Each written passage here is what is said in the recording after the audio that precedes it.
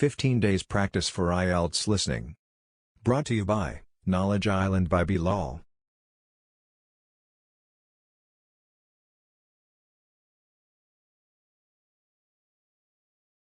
Day 8. Sentence Completion 1. Listen to the following lecture about lightning and write no more than 3 words to complete the following sentences. First, you have some time to read the sentences.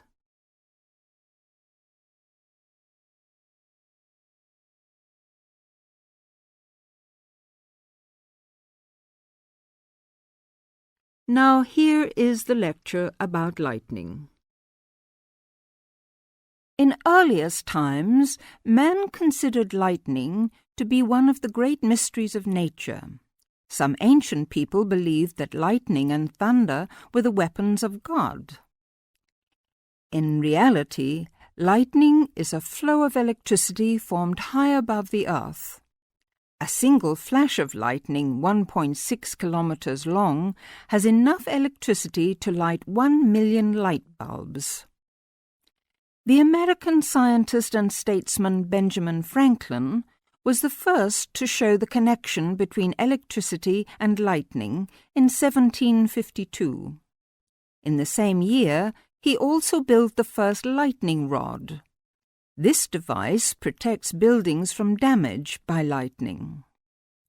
Modern science has discovered that one stroke of lightning contains more than 15 million volts.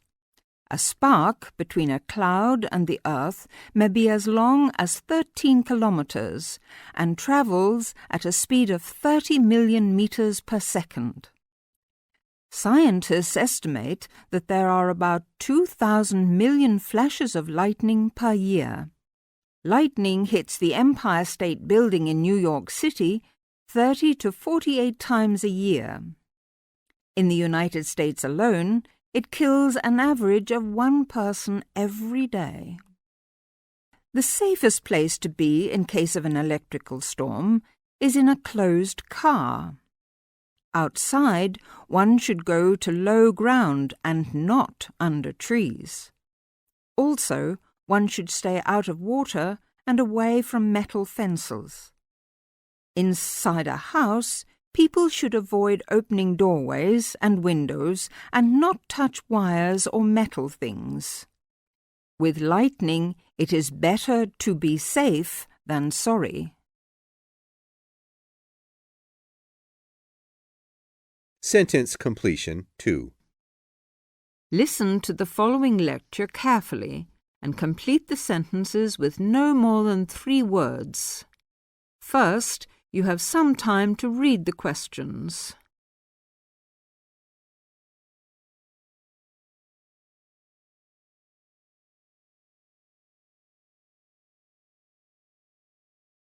Now, listen to the lecture. These days, we know a lot about contaminated air, contaminated water, and so on. We know that smoke, chemical substances, and dust particles pollute our environment.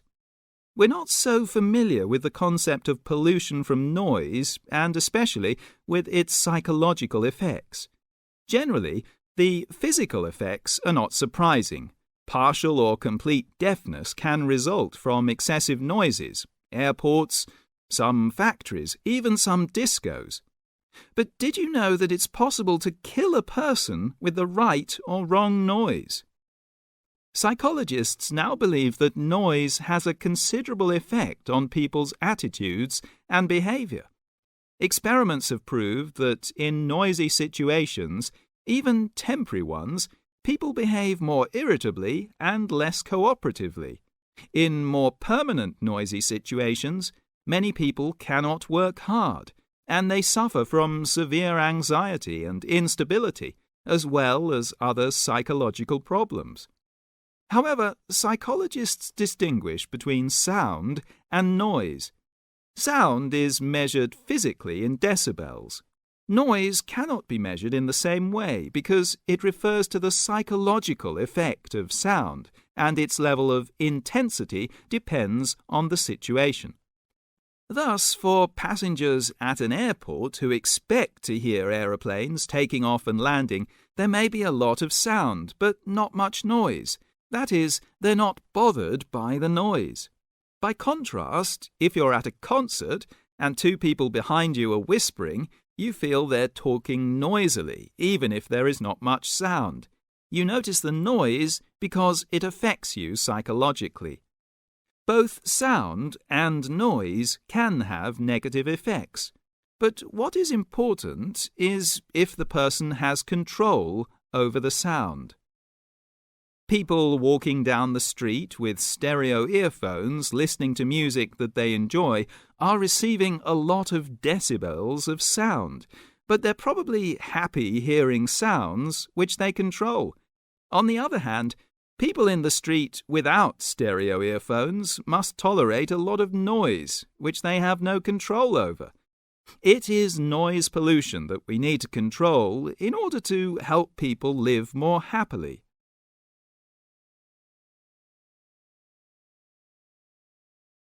Sentence completion 3. Listen to the interview between a police inspector and a witness to a robbery, and then fill in the missing information. First, you have some time to look at the questions.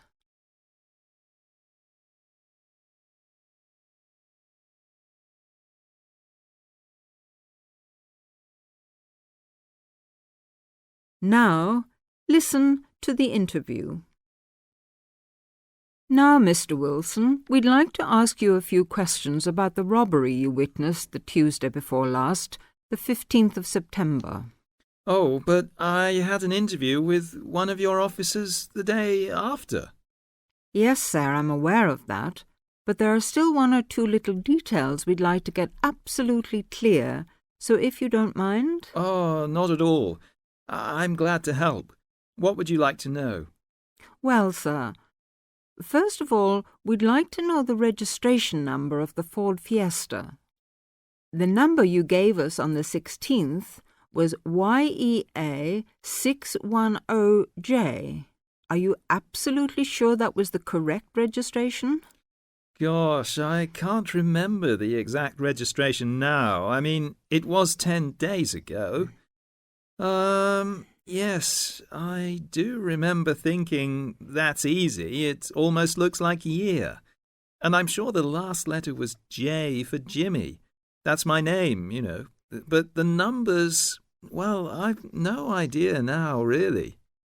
You see, Mr. Wilson, we had another witness who told us the numbers were 601, not 610.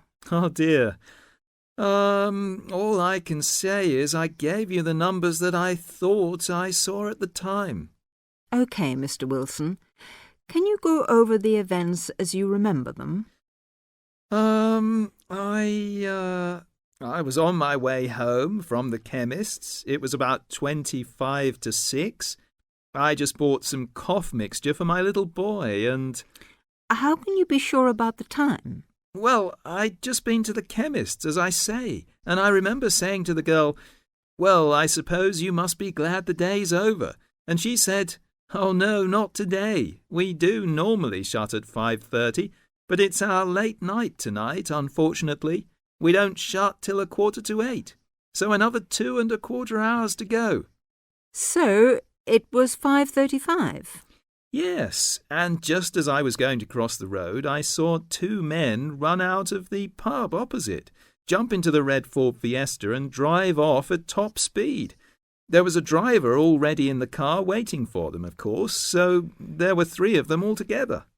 Yes, and we found out that one of the barmen in the pub was the one who organised it all. He handed the money over to the 2 blokes who went into the pub. Ah, so you've arrested them all now? All but one, sir. That's why evidence could be crucial.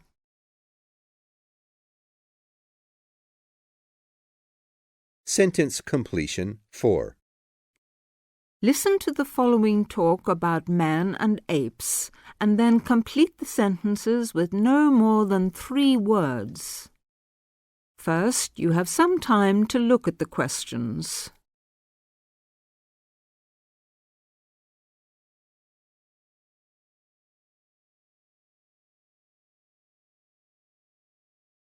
Now, listen to the talk and answer questions 1 to 6. Man has always been interested in apes because they're at the same time so like him and so unlike him. In their basic anatomy or body structure, they are very similar, and for this reason they are both classified as primates, the highest form of animal. They also resemble each other in having hands and feet instead of claws like cats or hooves like horses. Likewise, neither has a tail. Both man and apes have large brains compared to their body size, and this helps again to distinguish them from other species of animals. But compared to the chimpanzee, for example, man's brain is 4 times as large. Like man, apes can use tools. For example, an ape may pick up a stick and put it in an ant's nest to make the ants come out. Similarly, apes have been known to make tools, for example, by breaking off branches to use as sticks. Man, however, is quite different. In fact, unique among animals because he can make a plan and then make a tool by following that plan. All human beings everywhere have a language, and there are thousands of different languages in the world. All these languages are equally complex, and they are very different from the cries of apes and other animals. Finally, we can use fire-making to differentiate men from apes. Man has possessed the secret of making fire for thousands of years. In contrast, neither apes nor any other animals possess this secret. Sentence completion mixed. Listen to an interview. Mr. Brooks, Mark, Jean and Robert are being interviewed on the subject of friendship. First, you have some time to look at the questions.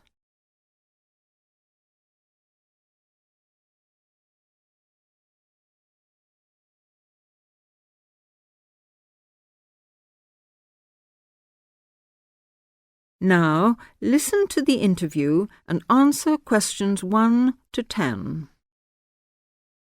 I consider friendship to be one of the most important things in life, whatever your status, married or single.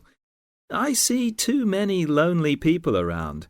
A lot of us get so involved with material values, family problems, keeping up with the Joneses, etc., that we forget the real meaning of friendship. Which is what, according to you? They say a friend in need is a friend indeed, which is partly true. But a real friend should also be able to share your happy moments without feeling jealous. A good friendship is one where you can accept and forgive him, understand mood, and don't feel hurt if a friend doesn't feel like seeing you. Of course, honesty is an essential part of any relationship. We should learn to accept our friends for what they are. As a married man, do you find your friendship is only with other men? Of course not. Both my wife and I have men and women friends, thank goodness. Although family life is fulfilling, it isn't enough.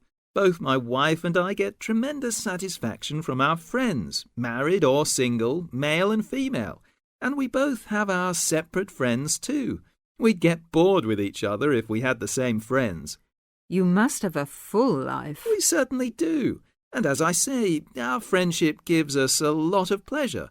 After all, friends should not be people with whom you kill time. Real friendship, in my opinion, is a spiritually developing experience.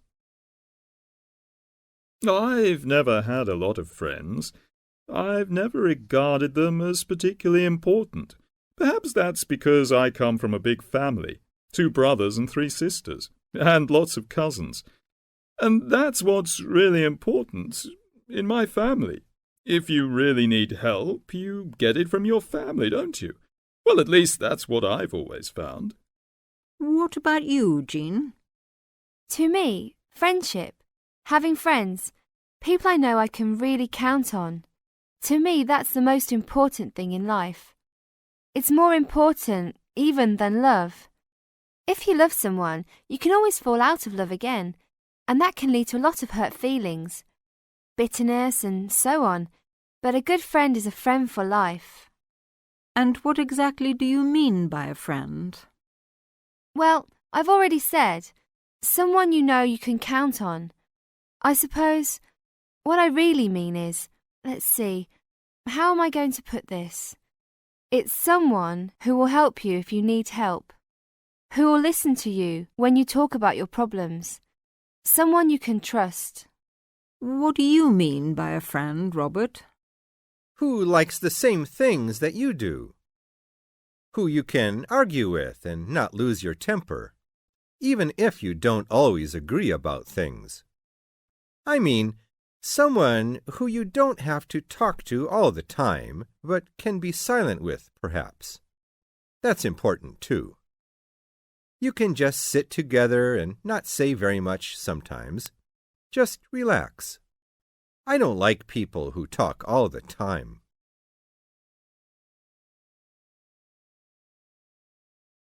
Are you very good at keeping in touch with your friends if you don't see them regularly?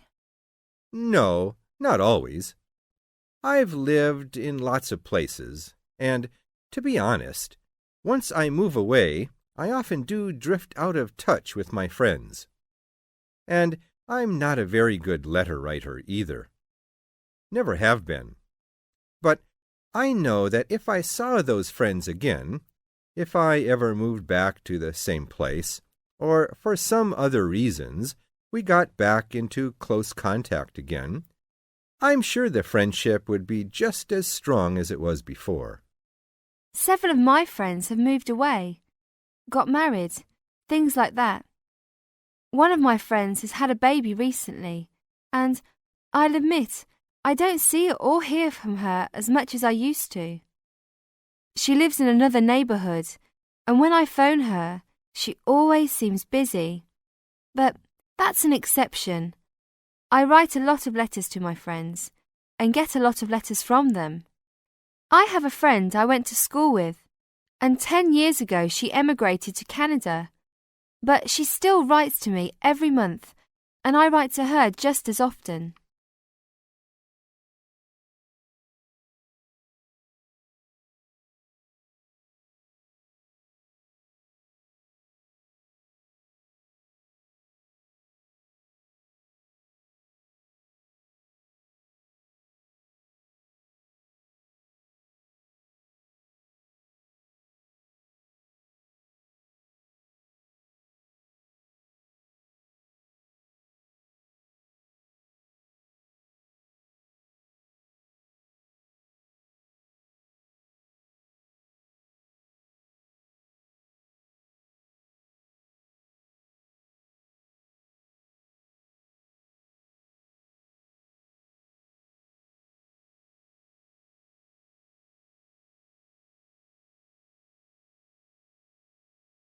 Don't forget to comment, like, and share our video.